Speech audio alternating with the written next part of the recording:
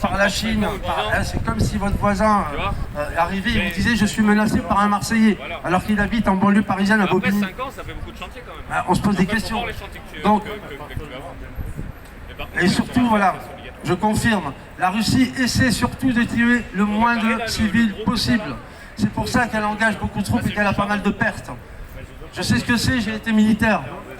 S'ils avaient voulu raser, les Américains ils savent faire, hein. Vous l'avez vu en Irak, on l'a vu en Libye, on l'a vu en Somalie, etc. D'ailleurs en Somalie ils ont pris une raclée. Hein. Ça a été assez rapide, les Africains ils ont été assez malins pour les prendre à leur propre jeu. Et donc aujourd'hui, et c'est triste pour l'Ukraine, parce que je regrette ce qui se passe pour l'Ukraine. Aujourd'hui on est en train de massacrer le peuple ukrainien. Vous savez quoi? Pour les intérêts des lobbies de l'armement. Pour les intérêts des lobbies qui fabriquent des laboratoires de biotechnologie. Voilà, des armes de guerre biologiques, des virus, des ceci, des cela. Et vous allez voir quand ce conflit sera terminé, quand les preuves vont sortir, vous allez tomber de haut.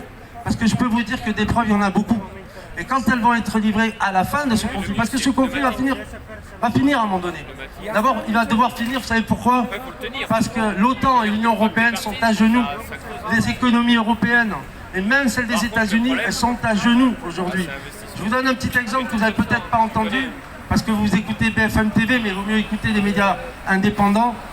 Chaque jour, la Russie balance 60 000 obus. Là, c'est rénovation. C'est la production en un mois de l'Union européenne. Parce que la doctrine, je dis bien la doctrine européenne, c'est la paix. Voilà, ils n'avaient pas vu arriver tout ça.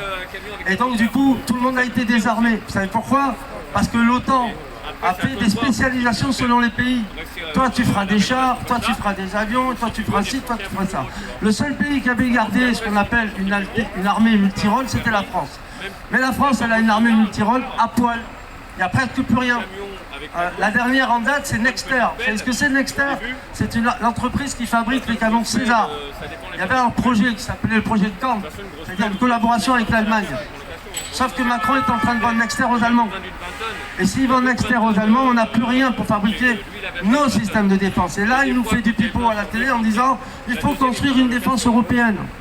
Non, on est en train de donner l'Europe à manger soit aux États-Unis, ce ne sera pas les États-Unis, et je vous le dis, vous ne l'avez pas encore vu arriver, ça va être la Chine qui est en train d'avaler l'Europe.